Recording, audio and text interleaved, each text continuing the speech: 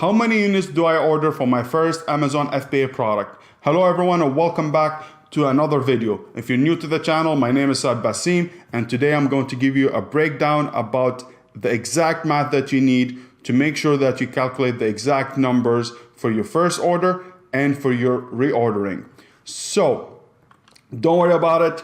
I know it's very intimidating subject, but I decided to make this video to simplify things for people who thinks this is, oh my God, I'm going to calculate astrophysicist and stuff like that and aerospace ships and stuff like that. No, it's very simple math. So let's go ahead and talk about it. So in today's video, I'm going to cover a few things. One of them, I'm going to say why it's important to know your numbers and know the exact units that you need for your first order and for your reordering. Secondly, I'm going to show you a live demo about how to gauge your competition and how to predict the number of units that you need. And then we're going to talk about how to calculate the units for your first order and for reordering. So without any further ado, let's jump into my screen and let's talk numbers.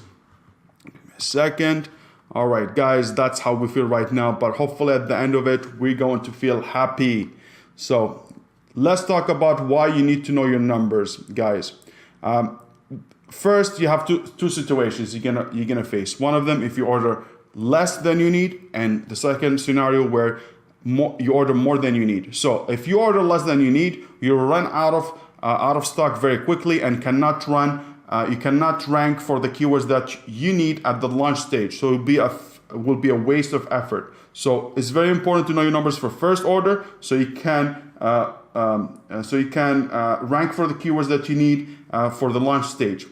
And if you order less than you need for reordering, you will be losing ranking and you will stock out or will be out of stock for a long time, where it's going to hurt your BSR and it's going to hurt your ranking.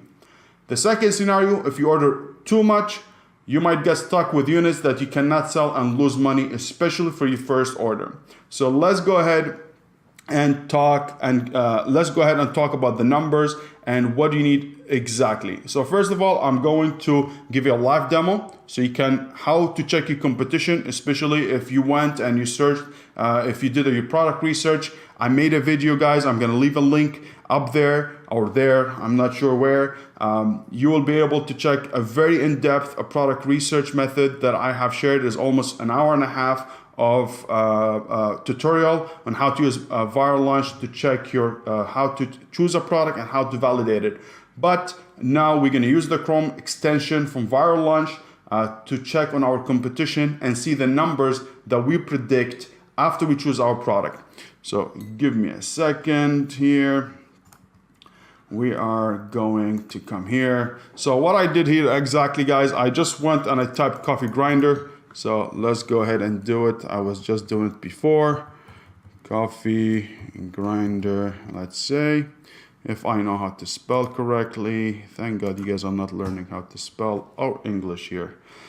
So we choose coffee grinder and we see the results. We have a lot of choices about coffee grinder, which is insane. And they all look the same, but you have hand and whatever. It's not about that today, but let's say we came in, we found the product that we need. Let's pretend this coffee grinder, even if it's not, do not do this product unless you have deep pockets.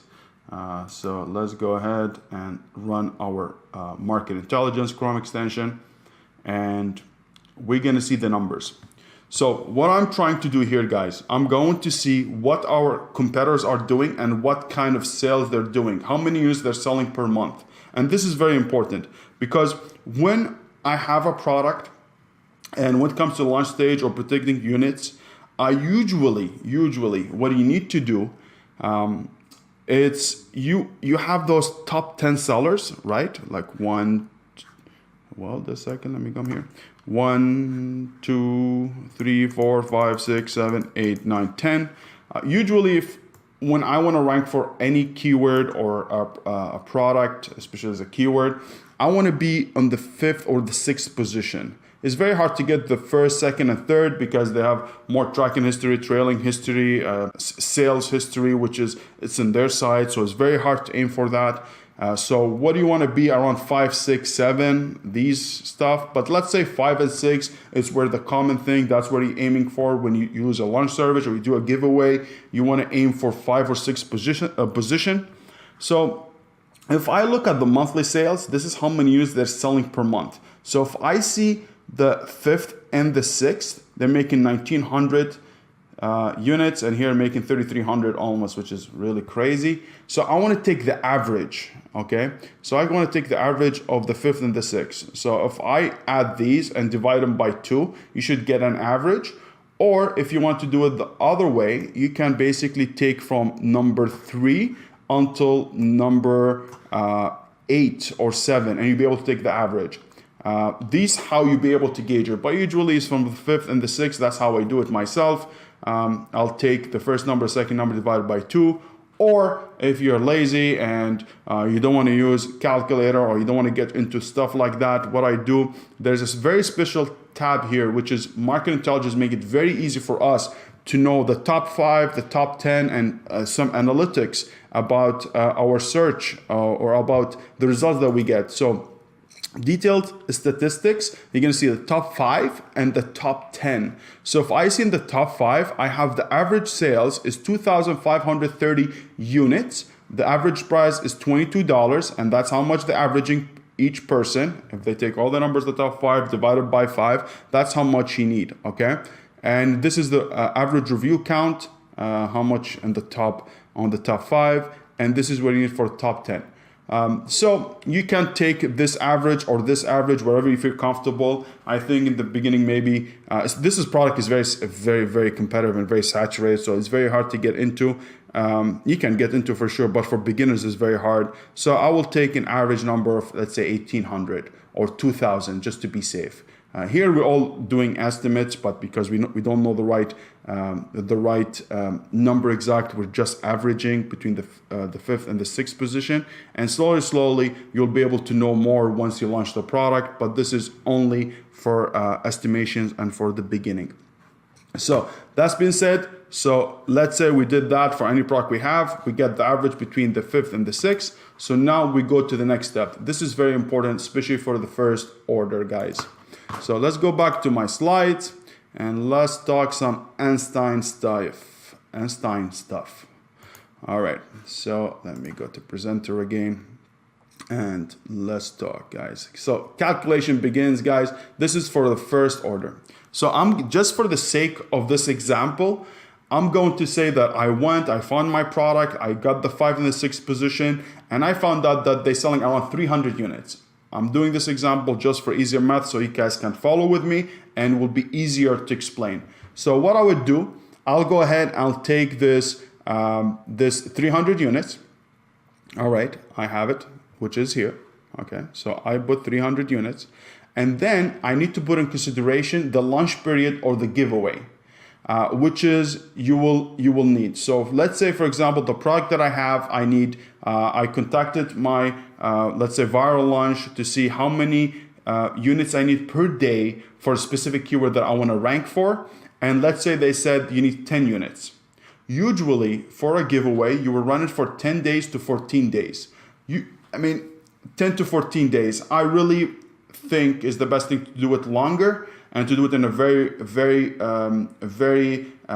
organic way, which is I'm going to talk about launch, how to do launches safely and how to do it nicely where you really don't lose a lot of ranking. But that's for another topic.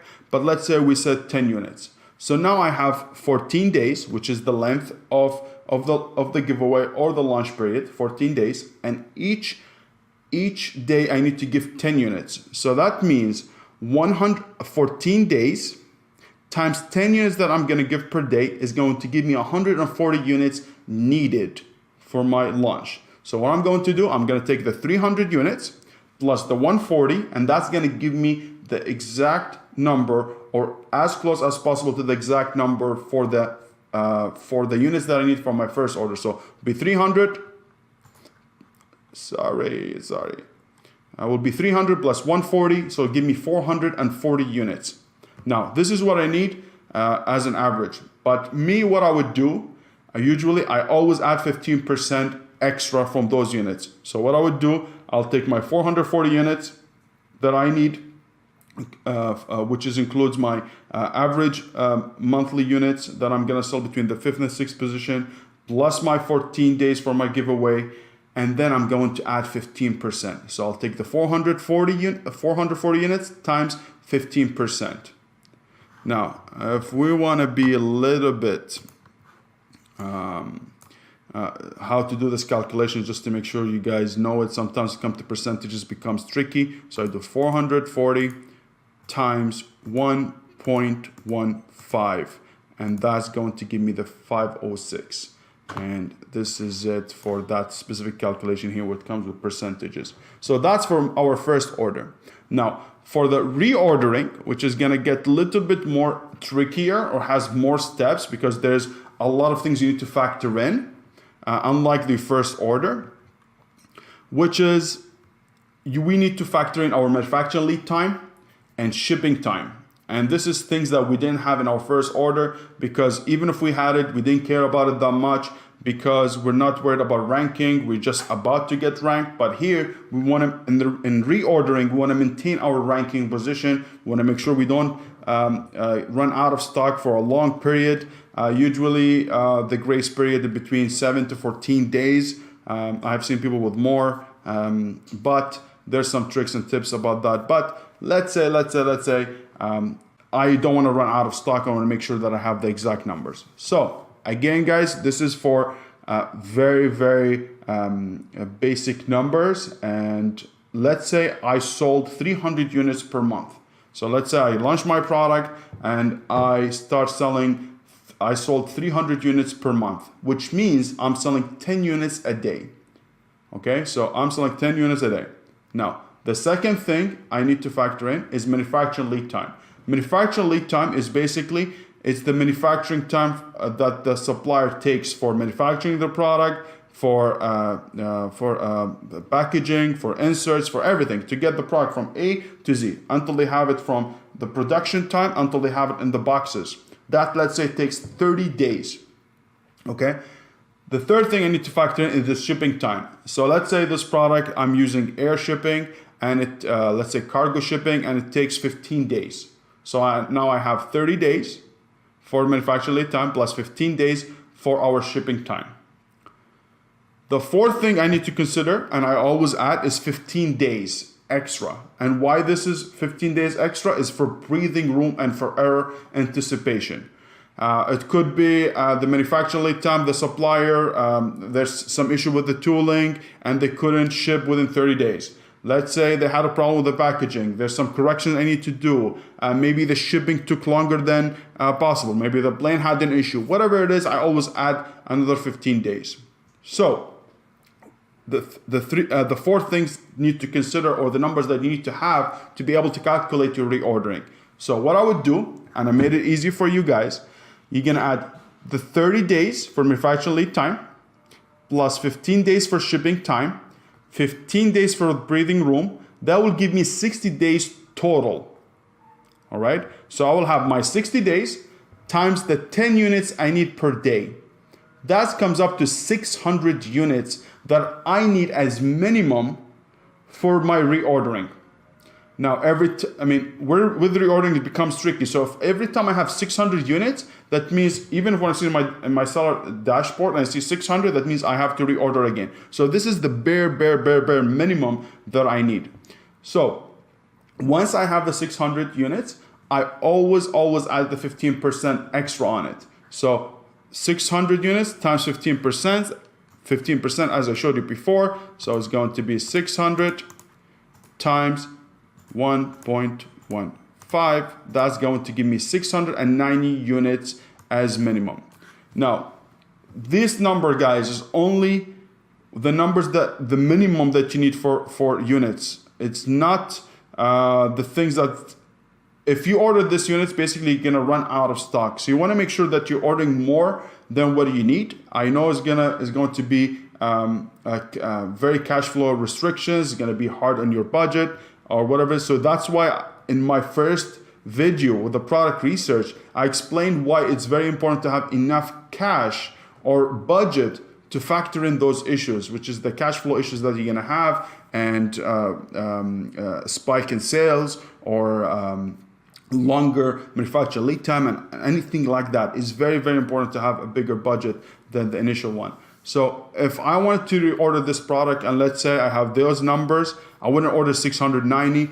For sure, I might order 900 or 1,000 units, just to make sure that I have enough units for the month to sell, and then I will have enough time once I reach 600. Let's say I order 1,000 and I sell, let's say 300. Once I sell that and I see I have left off 600 units or 690, I'll make sure that I am placing my second order. So by the time comes in, I'm already have little bit of units left, maybe 80, 90 units, and the 600 comes in, I'll be processed. So that's how I do it, and I hope the problem is solved. I hope wasn't that hard, guys. It's very simple formula. I have the slides. You can rewatch that video because there's some numbers are being involved. Please, please, please, please, if you like this video, please subscribe, hit the notification bell, leave your comment if you have any questions. I always read all your comments, and I will be able to answer any question that you have or anything that I wasn't clear about.